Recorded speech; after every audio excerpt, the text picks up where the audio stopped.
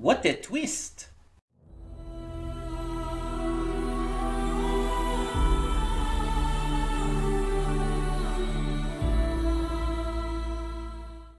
Hey everyone, welcome to Princess of Gay. I'm your host Connie, and today we are here with Trap, the newest M. Night Shyamalan movie. This is a donation reward for Venom, and yeah, this is one I've been very interested in since I first heard about it. Because, one, I actually kind of dig M. Night Shyamalan movies. Like, some of them are a little stupid, a little goofy, but that's kind of the charm of them. And this one has an interesting premise. So the basic premise, and this is not really a spoiler because this is literally like the core um synopsis of the film. It's what the film is marketed about. It is what it is about. And I don't know spoilers anyway because I've only seen like the very very first trailer. But the core synopsis is that a father takes his daughter to a concert. The concert ends up getting locked down because there is believed to be a serial killer in the attendance. And the first trailer hints at the idea that the father is the serial killer. Now, that might not be true. It's M. Night Shyamalan. Shyamalan is known for his twists. It is kind of his big calling card with his films. And some of them are better than others, of course. But that is what he is known for. So, this might not be the case. And, on top of it, I haven't heard what the twist is, but I have heard people say that the twist, when it comes, is actually one of Shyamalan's best twists in a long time. But on the other hand, I've also heard some people say the very end of this movie kind of ruins it. And mind you, that's all subjective. So I take that with a grain of salt and just, form my own opinion. But that's what I've heard about this movie going in. The basic plot, what the entire film's concept is. The fact that some people are saying that the twist is really, really good, and that some people are saying the ending ruins the movie. Which, by the way, I don't think an ending can ruin a movie. I've said this in the past. Even if an ending is bad, if the rest of the movie is good, the rest of the movie is still good. It doesn't ruin the entirety of the movie. It just means that it has a bad ending. It just means it ends on an unsatisfactory note. That doesn't ruin the entire movie. And yes, an ending can recontextualize the entire events of a film, absolutely. But even if it does that in maybe not the best way, that doesn't still stop you from having enjoyed it. I'll give an example with a TV show, right? The ending of Star vs. the Force of Evil is kind of infamous within the fandom for being atrocious. Like, really fucking bad. The ending for that series is insanely terrible. And it's not just like the final episode, it's basically the entire final season. Where it just takes a nosedive. And the thing is, while the ending of the series is so atrociously bad, most of the series is still great.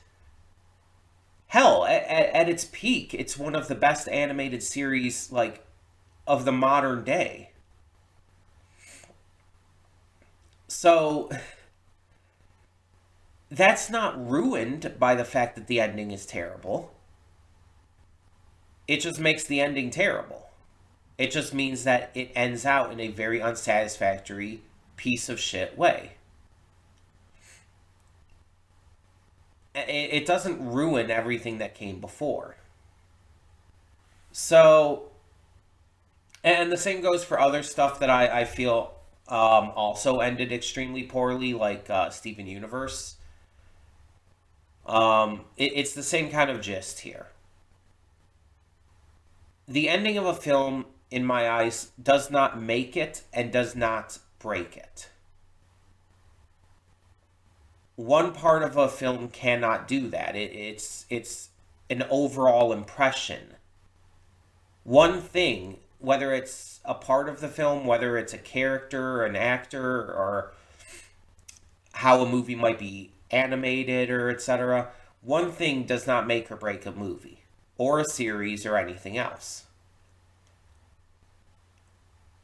It can hurt your enjoyment of it, especially on rewatches, but it doesn't break it or make it. So, yeah. No series, no movie has its full quality predicated on one singular thing. So, we're going to go into this with an open mind, and I'm going to form my own opinion. If I don't like the ending like other people haven't, then I don't like the ending. But if I like the rest of it, I'm still going to consider it a good movie. If there's a lot about this movie I'm not a fan of, then I'll say so. If I really end up liking this movie, I'll say so. But yeah, I'm definitely interested. Because the concept, the synopsis, seems very, very interesting to me. Just in terms of where it's set and just how much they can do with that, as well as the implied twist, which is probably not going to actually be the twist. Because it feels like it wouldn't be given away in the very first trailer like that. So I'm really curious to see what they do with this all. That being said, we're going to get into this, hope for the best, see what this has in store for us, and hopefully enjoy it. So, let's get into Trap. Cutting in here real quick to remind you of all the awesome content we have on the channel. Between Monday and Friday, we have a plethora of awesome series reactions, with 2 on Wednesday. We also have movie reactions every Saturday and Sunday. I pre-record them during the week, but upload them on the weekend. And don't forget about the gaming channel. We have Baldur's Gate 3 every single day. We have Horizon Forbidden West every Monday and Friday. Tuesdays and Thursdays is Life is Strange Double Exposure. And Wednesdays and Sundays is Beyond Two Souls. On Saturdays, we have both Poppy Playtime and Nier Automata. And on top of that, don't forget to click the link in the description below to get to today's reaction. I redirect everything just due to copyright. You know how it is. And don't forget to subscribe to the channel and like this video if you want to see more awesome content such as this. Thank you so much for tuning in. And for now, let's get to today's reaction. And we are back, and we'll begin with spoilers in 3, 2, 1, now. So sorry again for the lighting. It's like I said in the reaction, I have the curtains drawn, but it still peeks through. They're not like the best. They're not like full-on blinds or anything. So I apologize for the lighting. Hopefully it'll fix itself as this continues, at least a little bit, maybe. I don't know. Probably not, but we'll see. Anyway, so I wanted to look it up because I wanted to see what people, like, what their biggest issue with the ending of this was. And most people basically say that the post-concert stuff, basically everything after they leave the concert, bring in the rest of the family, and have this series of escapes and whatnot, people were saying it becomes a little unbelievable, a little implausible, that it starts to be too much, it becomes too silly. And I acknowledge that the way he just happens to have all these plans and everything set up to escape it's a little silly. Like escaping from the house by having a secret tunnel dug to the neighbor's yard, somehow escaping the limo that was surrounded by fans. I have no fucking clue how that managed to happen. That's one I will fully admit. I don't get that one. Because they didn't even really explain how he did that. But like all these different escapes and everything, it's like, I get the gist of it. Because throughout the movie, you're shown, actively shown, that he is exceptionally smart, exceptionally resourceful, and he has a lot of forethought, but at the same time is also able to, well, think on his feet. He kind of has the best of both worlds in terms of his intellect and whatnot there.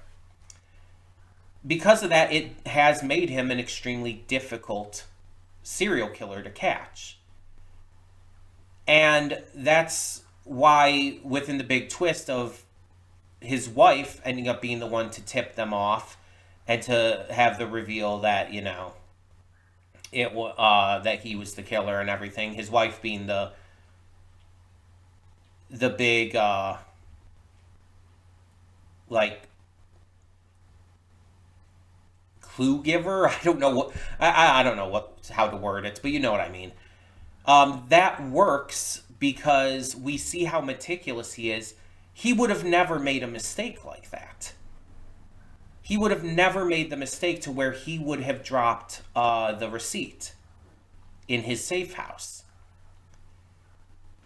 And as I'm watching the movie more and more, I'm realizing that it's like because we get that early on from the guy at the merchandise booth, right? He's the one who tells us that they had found the receipt. I think either that or it was like via the radio set, via someone else saying it. It was one of those two things. Either way, we heard that pretty early on.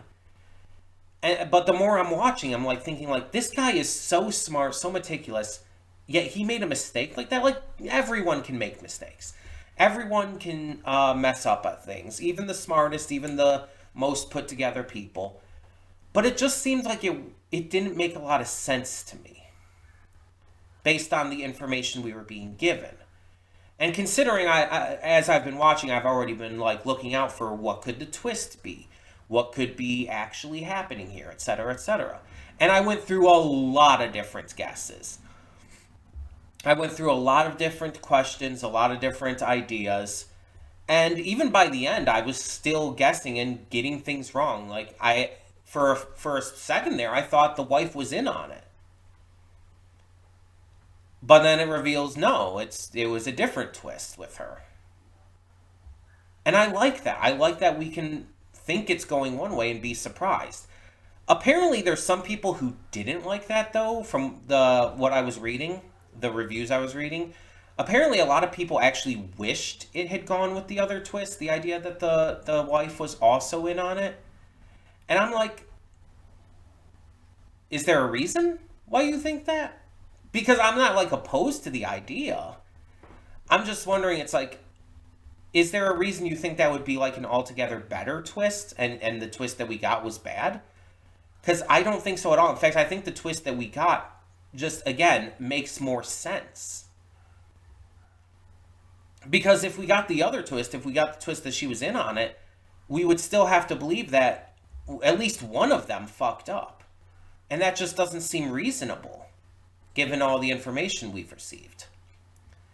It makes a lot more sense that she planted the evidence because she had started to suspect him. And like I said, outside of like the escape from the limo being a little confusing as to how that happened,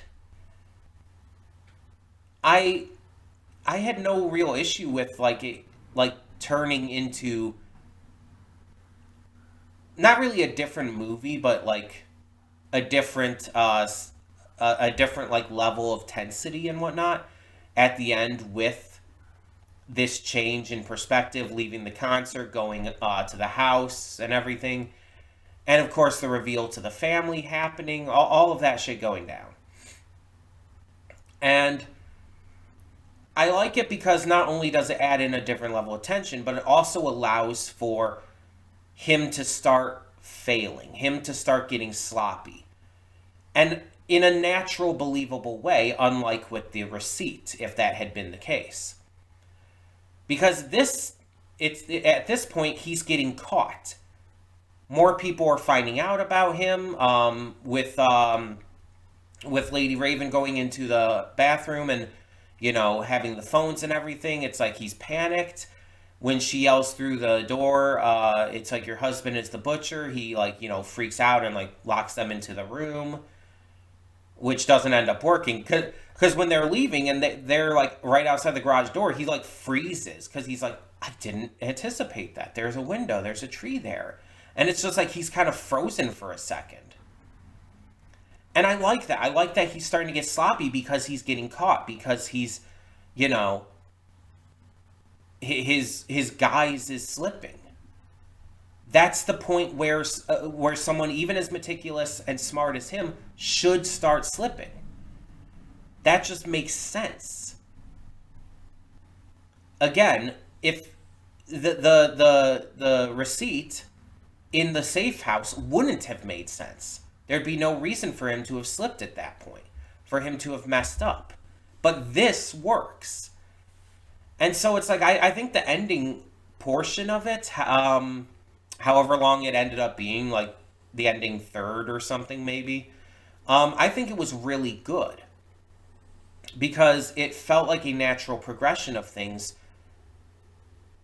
that needed to happen. Because the entire movie can't just be like at the concert with the tension of him like going around and doing all this sneaky stuff to try and escape. There has to be more of a payoff at the end than that. And him just getting caught at the concert wouldn't be satisfying. So that being said, I think that all the acting in this was really damn good. Like, there were some moments in it where it was a little silly, like some of the dialogue was kind of Shyamalan-y, as I said in the reaction and everything. But I don't think that necessarily means it's bad. Shyamalan just has a very, like, goofy style with his dialogue and everything. That's just how he is. It's not bad, it's just different. It's not what you would expect from like a psychological thriller movie like this, but it's what you absolutely expect from a Shyamalan movie. So you go in prepared for that. And I think it works. I think it works fine. And the actors did a phenomenal job with their roles. Especially Josh Hartnett. Like I mentioned in the reaction, things I had seen him in, like The Faculty and Halloween H2O and whatnot. I think this might be his best performance that I've seen. Like, the amount of range and the amount of, like believability in his performance here was amazing. He did such a great job playing this character at all facets, whether he's being the goofy dad, whether he's being a super serious serial killer, or whether he's just fucking losing his mind. Every aspect of this character is portrayed believably, to where you understand it's the same guy. None of these parts of him feel out of place. They all feel like they belong to the same person. And that's almost what's scariest about it. Because in reality, a lot of serial killers have been like this. A lot of terrible, evil people have like multiple sides to their personality. And that's how they get a lot of their victims too. A lot of these serial killers were charming as fuck. That's how they got their victims to trust in them, and so they could get them, vulnerable. But then, like, you see, like, the darker sides to them and everything. You see how crazy and deranged or like, horrifically, like, emotionless about it all they could be. And it's like you almost are surprised to know that's the same person. But at the same time, that's just how people with this kind of, like, fucked up mind can work. They can have different facets to their personalities that they put on in different circumstances. That's why I kept saying, like, his love for his children was absolutely real. And this is made very clear when he's, like, telling his wife and everything. It's like, I'm so angry I won't be able to see them grow up and everything. He genuinely adores the shit out of his children. And I think he genuinely adored his wife prior to finding out she had betrayed him. I genuinely think he did. It wasn't a ruse. It wasn't him like acting or anything. It was real. But so is the serial killer side to him.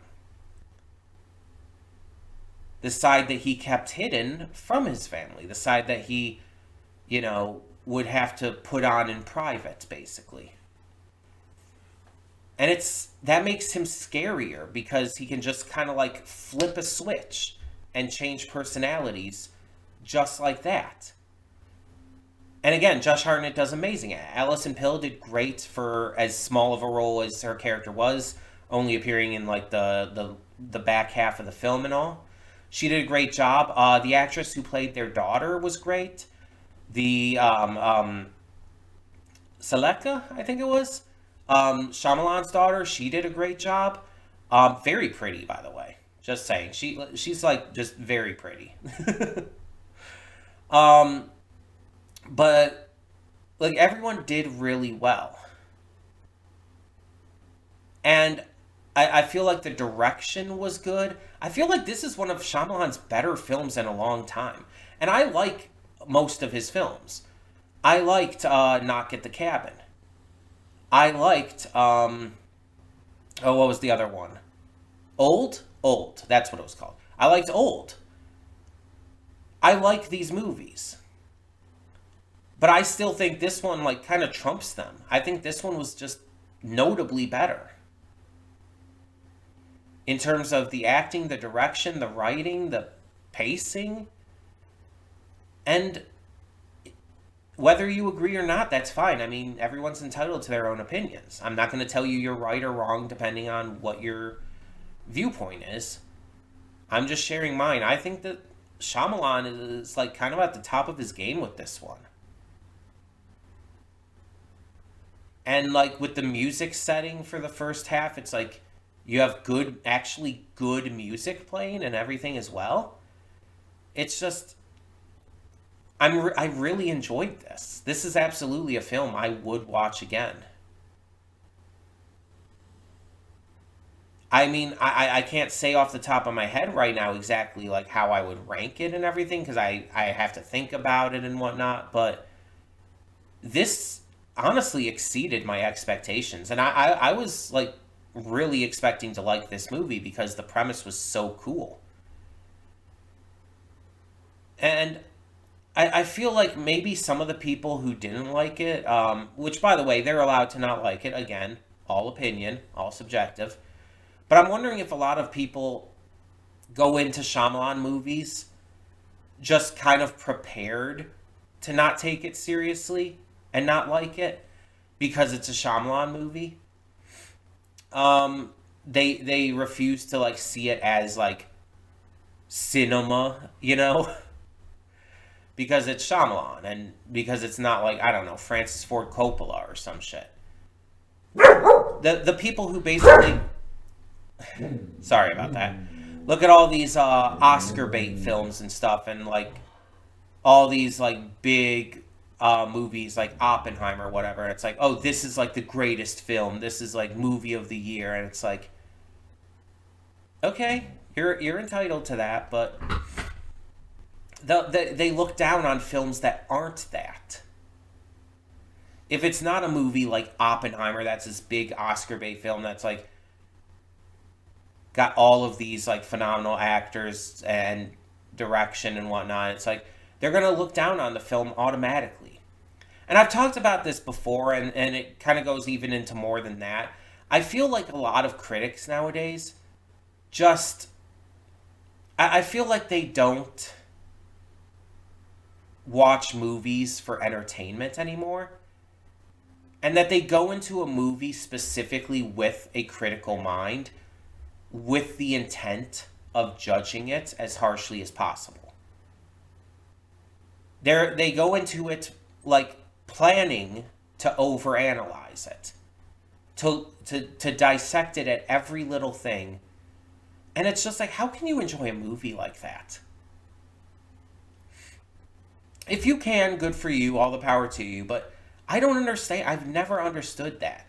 Like, if you're going into a movie planning to overanalyze and nitpick it and find every little thing wrong with it you can, it's like you're you're not watching it for entertainment anymore. You're watching it specifically to judge it. And I don't get that personally. When I'm watching a movie or playing a game or watching a show or reading a book, anything like that, engaging in media, I'm doing so for entertainment. If something doesn't entertain me, sure, it happens. And it can happen for various reasons. But I'm not going to go into the movie nitpicking it. I'm not going to be looking at all these reviews and seeing what people think and like kind of forcing my thoughts ahead of actually seeing the film. And people do this, and it's just like, oh, this outlet that I trust says this movie or this game or whatnot's not good, so that means I don't like it either. And that you haven't even watched it or played it yet. And it's like, how can you decide that? How can you decide whether a movie or a game or a show or whatever else is good or bad without having seen it? Just because someone else says it, that doesn't mean that you're going to have the same opinion. Make your own, like, form your own thoughts from your own experiences as you engage in the media. Don't just, like, form your opinion based on what other people say.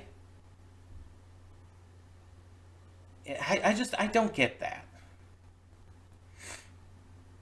But I like the tension of this. I like seeing how Cooper was going about doing all of this and, you know, getting past everything, the genius ways he manipulated his way into certain situations, like getting to have his daughter go on stage and then getting backstage with her, the way they got to get her out without going through the police. All of that was like, is just so smart and so fascinating to see. Um, and I just think this was really good. I don't get the criticisms. But again, if you or anyone didn't like them, you're entitled to that. Like I said, I'm not going to tell you you're right or wrong. You are entitled to your opinion as long as you have seen it and your opinion is formed based on your viewing experience. You're good. I don't. It doesn't matter what you think. I'm not here to judge you. I'm just here to share my own opinion. I think this is honestly one of Shyamalan's best. Definitely one of his best in years. And again, that's coming from someone who really likes Shyamalan's films. So, yeah, I count this as an overall win.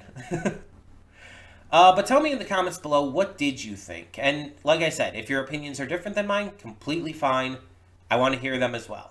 Let me know your thoughts down in the comments below, and thank you so much, as always, for tuning in. For now, I'm Connie, and I'm signing off. See y'all next time.